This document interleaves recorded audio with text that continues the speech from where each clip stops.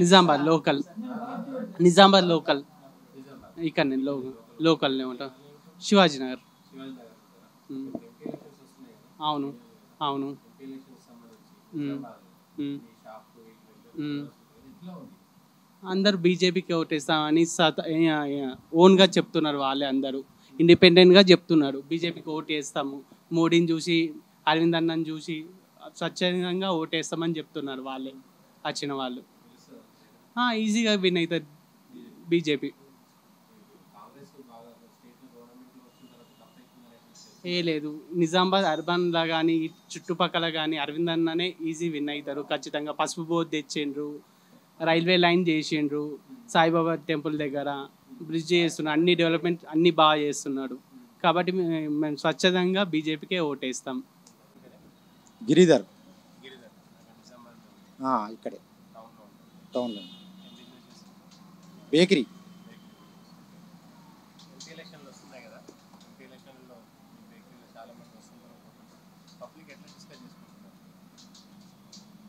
ప్రస్తుతం ఉన్న పరిస్థితులలో అయితే బీజేపీకి బలపరచడానికి చాలా అవకాశాలు ఎక్కువగా కనిపిస్తున్నాయి. జనం నోట ఎక్కువ బీజేపీ మాట వినొస్తుంది.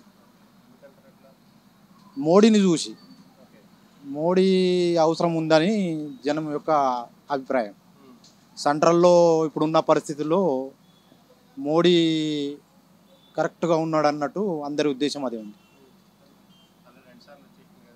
2 సార్లు వచ్చినా మూడోసారి అయినా ఆయన పరిపాలన బాగుంది అన్న విషయం ఉంది.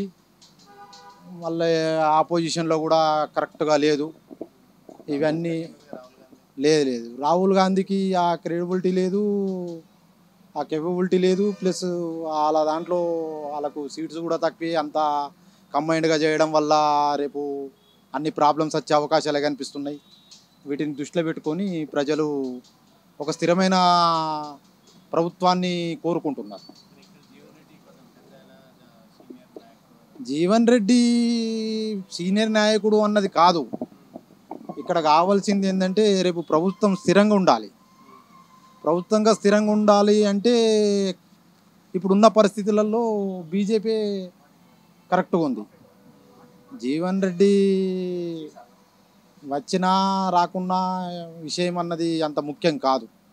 ఎవరు వచ్చినా ఎవరి పరిధిలో ఉన్న పనులు వాళ్ళు చేస్తారు ఎంపీ వచ్చేసి. కానీ ప్రభుత్వం చాలా ఇంపార్టెంట్ కదా.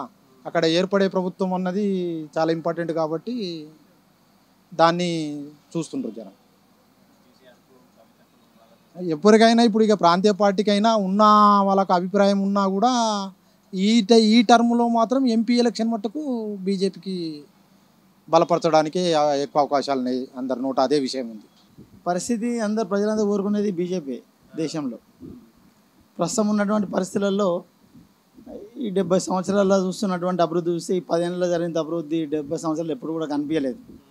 ఎందుకంటే రైల్వే తీసుకోండి, ఎయిమ్స్ హాస్పిటల్ తీసుకోండి, సైన్యానికి సంబంధించినటువంటి డెవలప్మెంట్ తీసుకోండి, ప్రజలకు కావాల్సినటువంటి మంచినీళ్ళు కానీ, మారుమూల ప్రాంతాలలో ఉన్నటువంటి ఇవాళ ఉత్తరప్రదేశ్లో కానీ, రాజస్థాన్లో కానీ, అటు మధ్యప్రదేశ్లో కానీ, బీహార్లో కానీ కొన్ని ఎడారి ప్రాంతాలలో నీళ్ళు అవసరం పడుతున్నటువంటి పరిస్థితుల్లో అక్కడ కూడా నీళ్లు సప్లై చేయడం కానీ, తర్వాత ఈ దేశంలో కొన్ని వేల విలేజ్లలో కూడా కరెంటు లేనటువంటి పరిస్థితి, అక్కడ కూడా కరెంటు ఇవ్వడం కానీ, ఉజ్వల గ్యాస్ కనెక్షన్స్ ఇవ్వడం కానీ, ప్రజలకైతే నిజంగా చాలా డెవలప్మెంట్ అనేది జరిగింది. ఎకనామికల్ కూడా పెరిగింది కదా.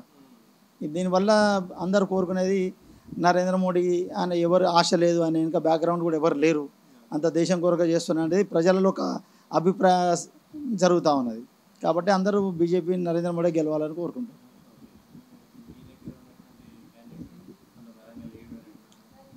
ప్రజలు ఒక ఇంటి యజమాని మంచోడు ఉంటే ఇంట్లో పిల్లలందరూ సక్రమంగా నడుస్తూ ఉంటారు.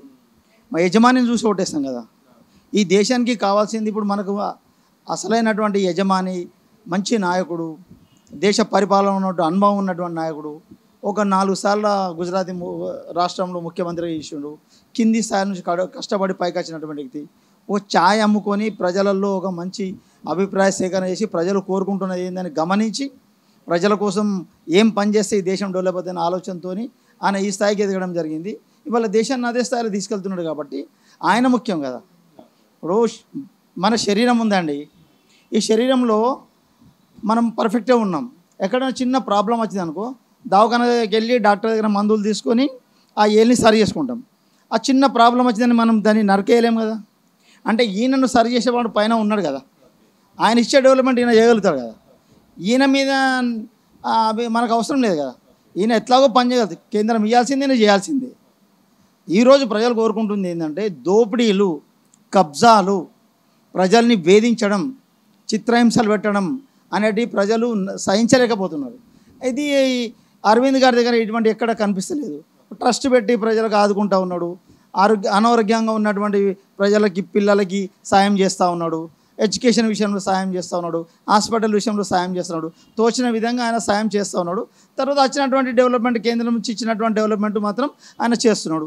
అన్నిటికంటే ముఖ్యంగా ఒక విషయం చెప్పాలా, ఈ దేశంలో ఎవరైనా సరే ఎమ్మెల్యేగా, ఎంపీగా పోటీ చేసే వాళ్ళు ఏమని అంటారంటే, ఎలక్షన్లు ఇవ్వటప్పుడు నేను అది చేస్తా, ఇది చేస్తాను అనే ముందు పైన ఉన్నటువంటి ముఖ్యమంత్రితో కానీ, పార్లమెంట్లో పోటీ చేసేవాళ్ళు ప్రధానితో కానీ, పైన ఉన్నటువంటి అధిష్టానంతో ఒక పర్మిషన్ తీసుకొని నేను ఈ ప్రజలకు ఈ మాట ఇస్తున్నా అని చేస్తారు. కానీ ఈ అరవింద్ గారు కేంద్రం నుంచి ఎటువంటి అభిప్రాయం తీసుకోకుండా ఆయనకు ఉన్నటువంటి నమ్మకం, నరేంద్ర మోడీ దేశానికి సేవ చేస్తాడని ఒక పర్ఫెక్ట్ ఒక నమ్మకంతో బాండ్ రాసి ఇవ్వడం జరిగింది. తెలంగాణ జిల్లాలో పసుపు డోళ్ళ గురించి అది దుమ్ములేసిపోతుంటే చాలామంది అనారోగ్యకు గురైనరు, డెవలప్మెంట్ జరుగుతలేదు.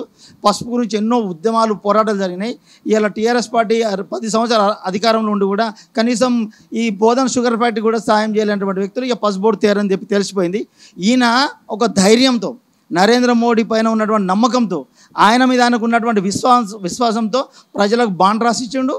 ఆ బ్రాండ్ ప్రకారంగా ఎలక్షన్ మళ్ళీ 5 ఏళ్ళు పూర్తయ్యే లోపల ఇలా నిజామాబాద్ పసుపు బోర్డు తీసుకెళ్ళింది. దట్ ఈజ్ ఆయనకు ఉన్నటువంటి పవర్. ఆయన చేస్తాడని ఇంకా నమ్మకం ఉన్నది. రాజకీయాలలో వ్యతిరేకంగా మాట్లాడుతున్నటువంటి ప్రజా పార్టీలు ఏవైతే ఉన్నాయో వాళ్ళకి సమాధానం ఎలాంటితేనే మాట్లాడాలా. వాళ్ళైతే ఏం చేయలేదు కదా. ఇవాళ టీఆర్ఎస్ పార్టీ 10 సంవత్సరాలు ఉన్న దోపిడీ అందరికీ తెలిసిపోయింది. ఎవరైనా పెద్ద పెద్ద మాటలు మాట్లాడతారు. ఇవాళ ఫోన్ ట్యాపింగ్స్ కానీ, ఇవాళ ధరణీల కానీ, ఇవాళ నేను చెప్తున్నానండి, సీతారామనగర్ కాలంలో ఒకప్పుడు 10,000 రూపాయలు ఖర్చు పెడితే మున్సిపల్ పర్మిషన్ వచ్చేది ఒక 100 గజాలకి. ఇవాళ మున్సిపల్ పర్మిషన్ తీసుకోవాలంటే 1,00,000 రూపాయలు కట్టాలా. అదే ఒక 100 గజాల పర్మిషన్ ప్లాట్ కొనాలంటే రిజిస్ట్రేషన్ ఆఫీసులో 10-12 వేలు కడితే ప్లాట్ రిజిస్ట్రేషన్ చేసుకునేది. ఇవాళ 1,10,000 రూపాయలు కట్టాలా. అంటే ఏం దోపిడండి ఇది. ప్రజలు అర్థమైంది, చీ కొట్టిండ్రు, వదిలేసిండ్రు. అంటే అంత ఘోరంగా జరుగుతున్న పార్టీలు. అరవింద్ గారికి బాగా కోపం ఎక్కువ, ఆయన కోపం ఉన్నది కాబట్టి మేము ఓటు వేయమనేటువంటి వాళ్ళకి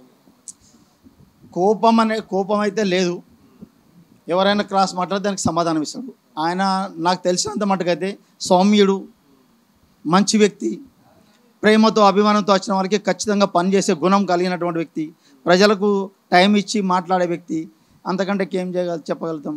ఆయన మీద అయితే నేను అనుకుంటున్నాను వ్యక్తిగతంగా కొంతమంది మాట్లాడుతుండొచ్చు, కానీ ఇవాళ 5 సంవత్సరాలలో ఆయన చేసిన అభివృద్ధి, ఇవాళ రైల్వే ఓవర్ బ్రిడ్జ్లు కానీ, ఇవాళ పసుపు డోలు కానీ, తర్వాత సెంట్రల్ గవర్నమెంట్ ఇచ్చినటువంటి స్కూల్ కానీ తీసుకొచ్చిండు, చేస్తూ ఉన్నాడు కదా. ఇక కొంతమంది గిట్టకుండా మాట్లాడితే దానికి మనం సమాధానం చెప్పలేం. ప్రజలు ఎలక్షన్లో ఇలా నరేంద్ర మోడీని ఆయన చేస్తున్నటువంటి పనులను దృష్టి పెట్టుకుని ఓటేసి గెలిపిస్తారు. అదే దానికి సమాధానం. జీవన్ రెడ్డి గారు సీనియర్ నాయకుడు అంటే నేను ఒక మాట చెప్తా ఉన్నాను, ఇంత పెద్ద ఏజ్లో నీకు అవసరమా 70 ఏళ్ళ తర్వాత? యువకులకు అవకాశం ఇవ్వండి. జీవితాంతం ఎమ్మెల్యేలు మీరే, మంత్రులు మీరే, ఎంపీలు మీరేనా? మీకు ఇక పదవులు తప్ప వేరే అవసరం లేదా? ఏం చేసిండని జీవన్ రెడ్డి నిజామాబాద్ గారికి, నిజామాబాద్ పట్టణానికి, నిజామాబాద్ జిల్లాకి ఆయన చేసింది ఏమున్నది? జీవన్ రెడ్డి గారు సున్నా, ఏమీ చేయలే. ఆయన మొన్న మాట్లాడుతూ ఉన్నాడు ఒక మతపరమైనటువంటి మాటలు. ఇవాళ రెచ్చగొట్టి మాట్లాడితే ప్రజలు ఏం చేస్తారు? సరైన సమాధానం చెప్తారు. అంటే అంత పెద్ద ఏజ్ ఉన్నటువంటి జీవన్ రెడ్డి గారు అట్లా మాట్లాడడం సబమేనా? రాజకీయాలను నువ్వు మాట్లాడాల్సింది నేను చెప్తా, వినండి. మీరు చేస్తున్నటువంటి డెవలప్మెంట్ చెప్పండి. దేశానికి ఏ విధంగా పార్లమెంట్లో పదవి సంపాదించి మీరు ఈ నిజామాబాద్ పట్టణానికి, ఈ పార్లమెంట్ పరిధికి ప్రజలు కోరుకుంటున్నారు, ప్రజలు ఏ అవసరాలు ఉన్నారు, ప్రజలకు ఉన్న అవసరం ఏమేమి ఉన్నాయి అది గమనించి అవి చేస్తా అని చెప్తే ప్రజలు నమ్మి ఓట్లేస్తారు. ఎంతసేపు టోపీలు కప్పుకొని ఏదోదో మాట్లాడితే ప్రజలు ఎక్కడ సహిస్తారండి? అది కరెక్ట్ కాదు. అది బాజిరెడ్డి గోవర్ధన్ మొన్న ఎలక్షన్లలో ఏమన్నారు, నాకు ఆరోగ్యం బాగాలేదు, నేను చేసే పరిస్థితుల్లో లేను, మా అబ్బాయికి టికెట్ ఇవ్వండి అని ఆయననే బహిరంగంగా ప్రజలకు చెప్పడం జరిగింది. సరే ఎవరు దిక్కులేరు కాబట్టి మా ఆయన మున్నూరు కాపుకు పోటీ పెడితే ఇంకా ఓట్లు కొల్లగొట్టచ్చు, ఒక రకంగా బీజేపీని దెబ్బతీయాలని పెట్టిండే తప్ప బాజిరెడ్డి గోవర్ధన్ గెలవాలని చెప్పి మాత్రం కేసీఆర్ పెట్టలేదని స్పష్టంగా అర్థమవుతుంది.